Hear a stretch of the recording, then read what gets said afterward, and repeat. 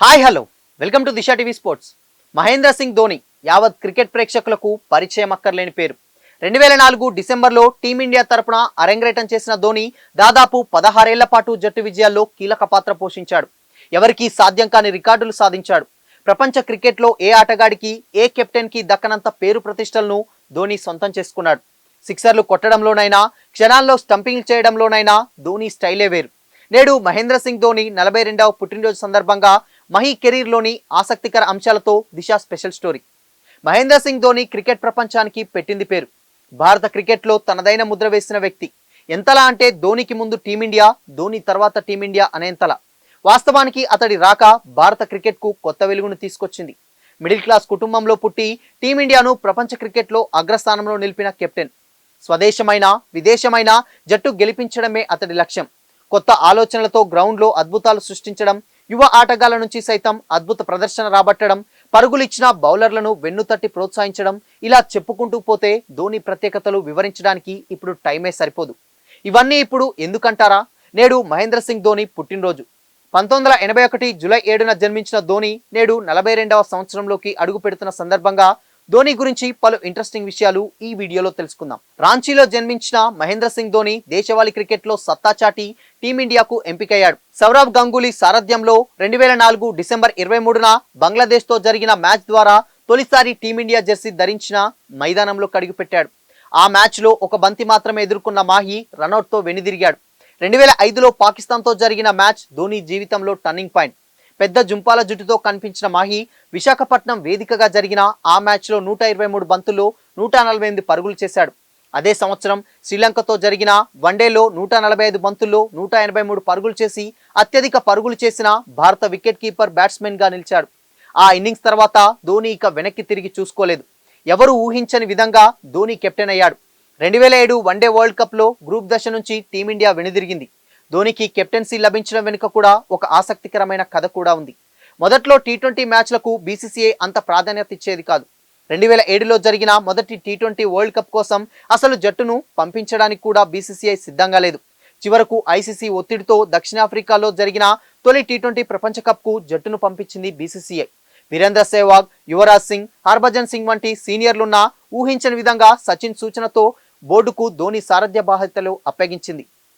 సచిన్, ద్రావిడ్, గంగూలీ లాంటి సీనియర్లు లేకుండానే ధోని కప్ సాధించాడు. ఐసీసీ 3 పెద్ద ఈవెంట్లలో ట్రోఫీ అందుకున్న ఏకైక కెప్టెన్ గా నిలిచాడు. మహేంద్ర సింగ్ ధోని 2007లో ఐసీసీ టీ20 వరల్డ్ కప్, 2011లో ఐసీసీ వన్డే వరల్డ్ కప్, 2013లో ఐసీసీ ఛాంపియన్స్ ట్రోఫీని ధోని నాయకత్వంలోనే టీమిండియా గెలుచుకుంది. ధోని కెప్టెన్సీలో తొలిసారిగా టీ20 వరల్డ్ కప్ లో బరిలోకి దిగిన టీమిండియా ఫైనల్లో పాకిస్తాన్ ఓడించి ట్రోఫీని ముద్దాడింది. పాకిస్తాన్తో జరిగిన ఫైనల్లో జోగిందర్ శర్మను నమ్మి అతడితో చివరి ఓవర్ వేయించి విజయం సాధించాడు మాహీ. ఆ గెలుపుతో రాత్రికి రాత్రే స్టార్ అయిపోయాడు. 2011 వరల్డ్ కప్ అంటే శ్రీలంకపై ధోని కొట్టిన విన్నింగ్ షాటే గుర్తుకొస్తుంది. ఆ ఫ్రేమ్ అలాగే క్రికెట్ అభిమానుల మైండ్లో సేవ్ అయిపోయింది. మినీ వరల్డ్ కప్ గా చెప్పుకునే ఐసీసీ ఛాంపియన్స్ ట్రోఫీని కూడా టీమిండియాకు అందించాడు మాహీ. రిటైర్మెంట్ ప్రకటన విషయంలో కూడా ధోని తన సొంత కోసం ఆలోచించకుండా జట్టుకు ఏది అవసరమో దాని గురించే ఆలోచించాడు. తనలాంటి ఇంకో కెప్టెన్ను సిద్ధం చేసిన తర్వాతే ఆటకు వీడ్కోలు పలికాడు. 2014లో టెస్టులకు వీడ్కోలు పలికాడు మహీ. 2017లో వన్డే టీ20 కెప్టెన్సీ బాధ్యతల నుంచి తప్పుకున్నాడు. 2-3 ఏళ్ల పాటు నయా కెప్టెన్ విరాట్ కోహ్లీకి అండగా ఉంటూ జట్టులో కొనసాగాడు. 2019 వరల్డ్ కప్ సెమీస్లో రనౌట్గా మహీ వెనుదిరిగినప్పుడే ఇక మళ్ళీ ధోని మైదానంలో కనిపించడు అని అంతా అనుకున్నారు. కానీ స్వదేశంలో చివరి మ్యాచ్ ఆడి భారత జట్టుకు రిటైర్మెంట్ ప్రకటిస్తానని ఆశించారు. కానీ అది జరగలేదు. వరల్డ్ కప్ లో రనౌట్ తర్వాత ఏడాది సంవత్సరం పాటు క్రికెట్ కు దూరమైన ధోని 2020 ఆగస్టు 15న రాత్రి 7:29 అంతర్జాతీయ క్రికెట్ కు రిటైర్మెంట్ ఇచ్చాడు. ధోని తండ్రి సాక్షి తండ్రి రాంచీలో ఒకే చోట పనిచేసేవారు. దీంతో చిన్నతనం నుంచే సాక్షితో ధోనికి పరిచయం ఉంది. స్కూల్లో సాక్షికి ధోని సీనియర్. కానీ సాక్షి బాల్యంలోనే ఆమె కుటుంబం డెహ్రాడూన్ వెళ్లిపోవడంతో చాలా కాలం పాటు ఇద్దరు దూరంగానే ఉన్నారు. 2007లో సాక్షి ఇంటర్న్ గా పనిచేస్తున్న హోటల్లో భారత ఆటగాళ్లు బస చేశారు. వీళ్ళిద్దరూ మళ్ళీ అక్కడే కలుసుకున్నారు. సాక్షికి తెలియకుండా ఆమె ఫోన్ నెంబర్ తీసుకున్న ధోని మెసేజ్ చేయడం ప్రారంభించాడు. మొదట్లో ఆమె పట్టించుకోలేదు. ఎందుకంటే ధోని ఎవరో ఆమెకు తెలియదు. ఎందుకంటే ఆమె అప్పట్లో క్రికెట్ ఎక్కువగా చూసేది కాదు. అందుకే ఆమె మాహీని గుర్తుపట్టలేదు. తర్వాత స్నేహితులయ్యారు. దాదాపు 2 ఏళ్ల డేటింగ్ తర్వాత 2010 జూలై 4న ధోని సాక్షిల పెళ్లి జరిగింది. ఈ దంపతులకు కుమార్తె జీవా కూడా ఉంది. ధోనికి ఉన్నట్టే అతడికి కూతురు జీవా కూడా మంచి ఫాలోయింగ్ ఉండడం విశేషం. వాస్తవానికి ధోనికి ఈ ఏడాది జరిగిన IPL 16 చివరి సీజన్ గా భావించారు. ధోని సారథ్యంలో చెన్నై సూపర్ కింగ్స్ జట్టు ట్రోఫీని గెలుచుకోవడంతో మాహీ రిటైర్మెంట్ కూడా ఇదే మంచి తరుణమని అంతా భావించారు. కానీ ధోని మాత్రం అలా చేయలేదు. మద్దతుగా నిలుస్తున్న ఫ్యాన్స్ కోసం మరో IPL సీజన్ ఆడాలని ఉంది అని చెప్పుకొచ్చాడు. ఇప్పటికిప్పుడు రిటైర్మెంట్ పై ఏం చెప్పలేనని, IPL 17వ సీజన్ కూడా ఆడేందుకు ప్రయత్నిస్తానని IPL 16వ సీజన్ టైటిల్ అందుకున్న తర్వాతే ధోని చెప్పాడు. IPL 2023లో మోకాలి గాయంతోనే బరిలోకి దిగిన ధోని అనంతరం సర్జరీ చేయించుకున్నాడు.